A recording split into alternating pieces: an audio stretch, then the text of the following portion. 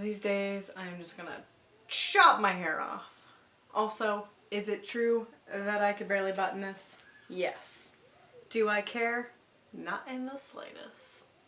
With that said, I thought that Jess from Jess Reads Books, who just put out a new tag video, an original tag video, had like an awesome new set of tag questions. And so I decided to do the tag. I have all my answers, and even though I wasn't tagged, well, technically, she said, I tag you if you're not listed here. And I'm a you, so here we go.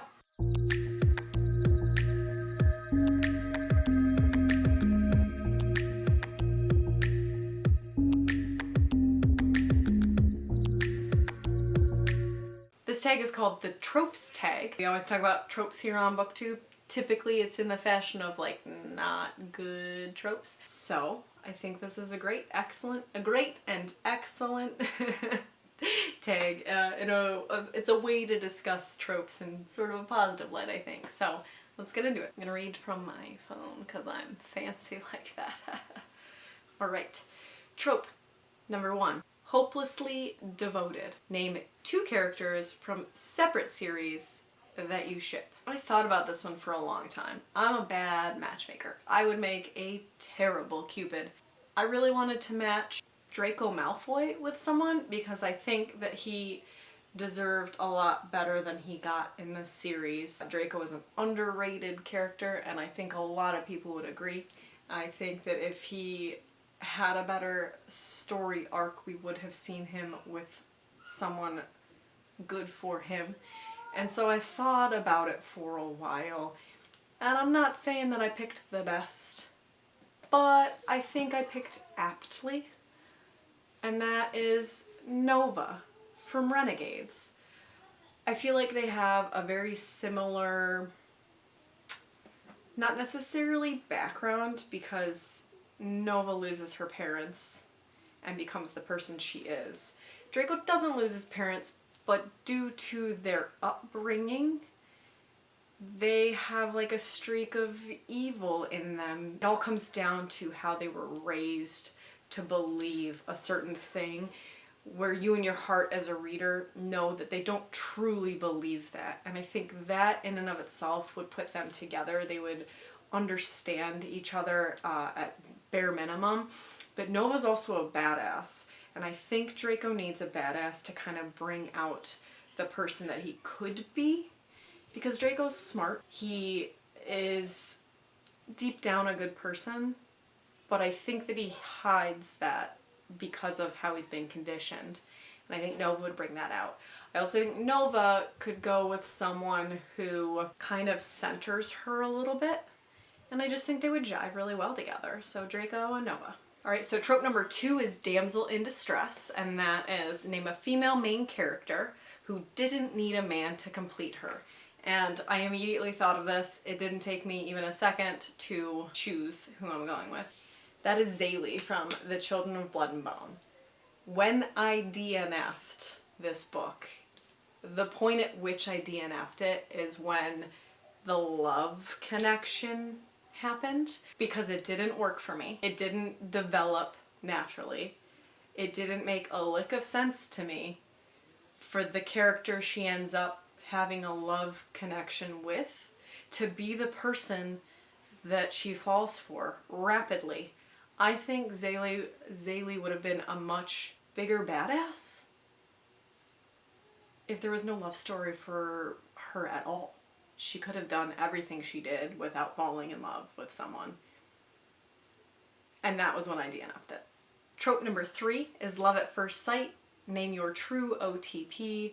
And I've got a lot of them, honestly, but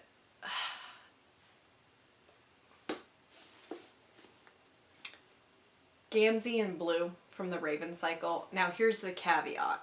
I've only read the first 2 of 4 books, so they're not together. And I think / hope they should be, and I expect them to be. Those of you who have finished the series might be laughing at me, you might be nodding. I don't know how it ends.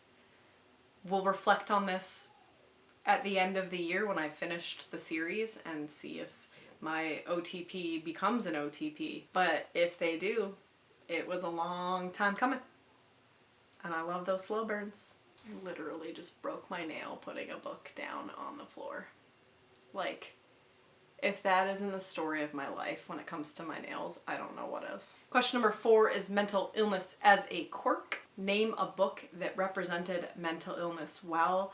And I went back through my Goodreads through this. I wasn't really sure / confident that I had much to go with, so I picked this one. That is Eliza and Her Monsters by Francesca Zappia. I think that they did a really decent job at kind of tackling anxiety. The main character is a writer / webcomic. She's very, very popular online, but she's anonymous. And in real life, she's very quiet and timid. She's got one close friend and her dog, and she mostly is antisocial and doesn't like attention, and she kind of falls in the background. And then on the opposite end of the spectrum, there's a new kid, and he is a huge fan of her work, not knowing, she is who she is. And he also kind of has social anxiety. So you see 2 different characters with kind of 2 different angles of anxiety, because we all know that anxiety manifests very differently for every person. I related pretty heavily to Eliza herself. I think that it was repped pretty well. If you haven't checked it out, I honestly haven't really seen anything bad said about Eliza and Her Monsters. I loved this book. I flew through it. If you want a good book about an anxious girl and her life, this is a good one to check out. Trope number 5 is The Chosen One. Name a character that did or almost did ruin a series for you. Again, I had to think a lot about this one, shockingly enough. You want to go with Snape or Voldemort, but in the end, I had to reach back to years ago when I read Game of Thrones. The funny thing about my answer is, in the show, I loved this character. In the book, his chapters were snooze fests, and that's Davos.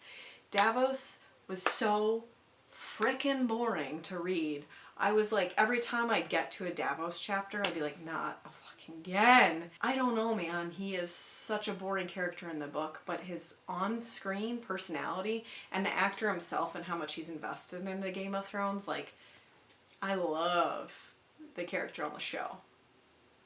The character on the book was very minimally plot driven, and it took me out of the story every time. And still further in that too, I really, really didn't like Catelyn in the beginning. In the very, very first book, I was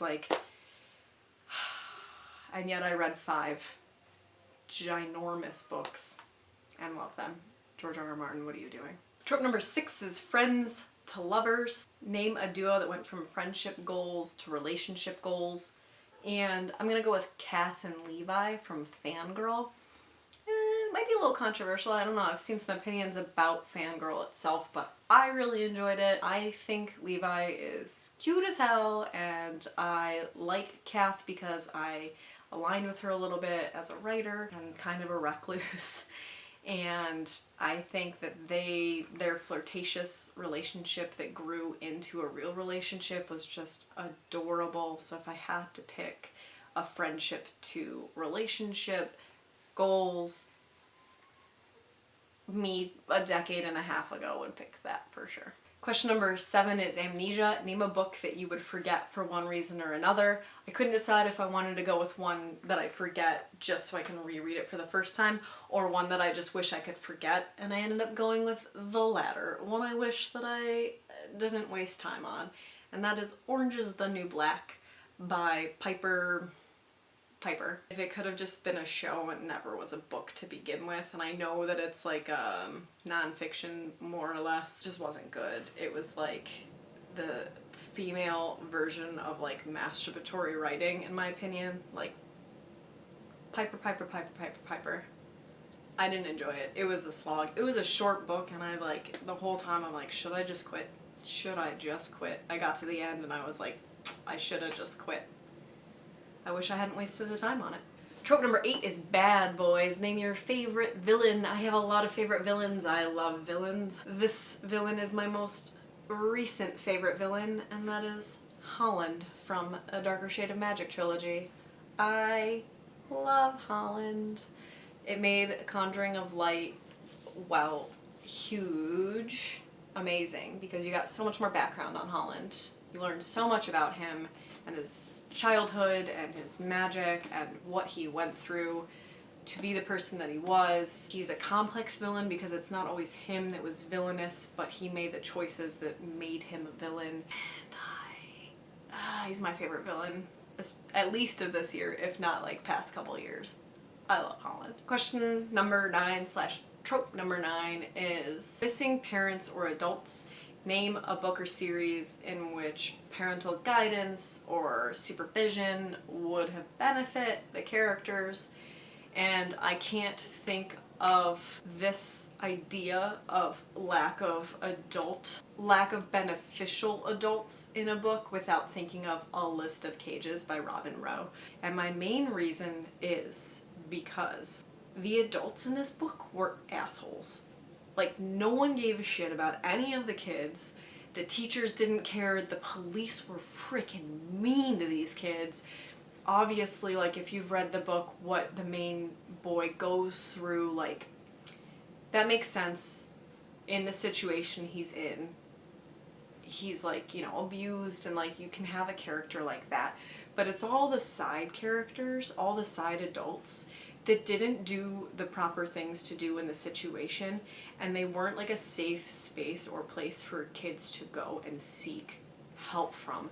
And I think it was so poorly executed because there's no way that that many adults could see a kid like that, a counselor, a teacher, literally a police officer is like on the verge of abusive towards these children. And I'm not saying it doesn't happen in life, clearly it does, but that amount of adults that got involved but didn't actually get involved was infuriating. I absolutely loathed it. Like, at the end, I was so pissed.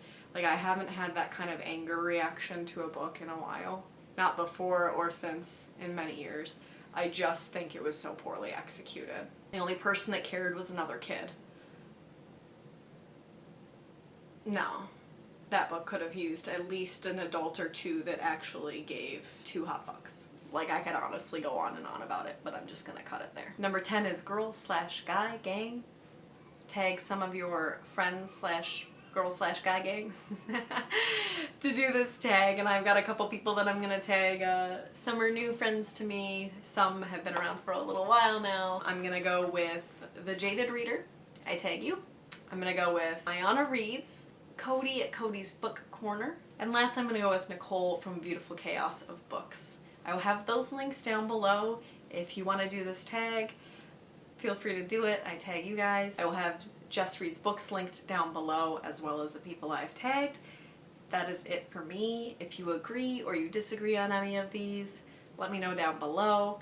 Like if you've liked this video, subscribe if you're new here. Link up on all my social media also down below. Thanks for being here, guys. Always appreciated.